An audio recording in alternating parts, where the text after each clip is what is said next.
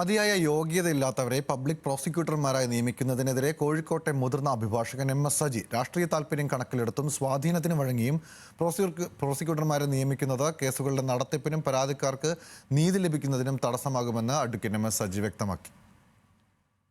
ഓരോ സർക്കാർ മാറുമ്പോഴും അതാത് മുന്നണികളുടെ രാഷ്ട്രീയത്തിനനുസരിച്ച് പ്രവർത്തിക്കുന്നവരെ മാത്രം ഹൈക്കോടതികളിലും സെഷൻസ് കോടതികളിലും പ്രോസിക്യൂട്ടർമാരായി നിയമിക്കുന്നത് ദോഷം ചെയ്യുമെന്ന് മുതിർന്ന അഭിഭാഷകനായ എം.എസ്. സജി പറഞ്ഞു. ഏറ്റവും മെറിറ്റ് ആവശ്യപ്പെടുന്ന ഒരു പോസ്റ്റാണ് പബ്ലിക് പ്രോസിക്യൂട്ടർ. പക്ഷേ ഇവിടെ നടക്കുന്ന അങ്ങനെയല്ല. ഓരോ പാർട്ടികളുടെയും വിദ്യാർത്ഥി ജീവിതകാലത്ത് അവർക്ക് വേണ്ടിയിട്ട് ബസ്സിന് കല്ലെറിയുകയും അവർക്ക് വേണ്ടി ബന്ധു നടത്തുകയും അവർക്ക് വേണ്ടി സമൂഹത്തിൻ്റെ നാനാവിധമായ ഇടപാടുകൾ നടത്തുകയും ചെയ്ത വിദ്യാർത്ഥി യുവജന പ്രസ്ഥാനത്തിലുള്ള ആളുകൾക്ക് കൊടുക്കുന്ന ഒരു സ്പേസിംഗ് ആയി ഇതിനെ തരം താന്നിരിക്കുകയാണ്.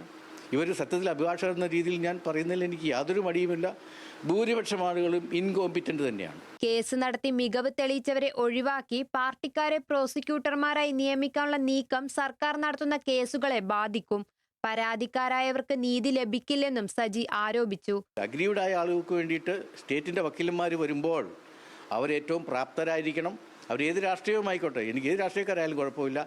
ആ ഒരു കമ്മിറ്റ്മെൻറ്റ്, മെറിറ്റ് എന്ന് പറയുന്ന കമ്മിറ്റ്മെൻറ്റ് കാണിക്കാൻ വേണ്ടിയിട്ട് തയ്യാറാവണം. ഇപ്പോൾ നമ്മുടെ മുഖ്യമന്ത്രി നിയമമന്ത്രിയും കൂടിയാണ്. അദ്ദേഹം ഹൈക്കോടതിയിൽ ദീർഘകാലം പ്രാക്ടീസ് ചെയ്ത വക്കീലും കൂടിയാണ്.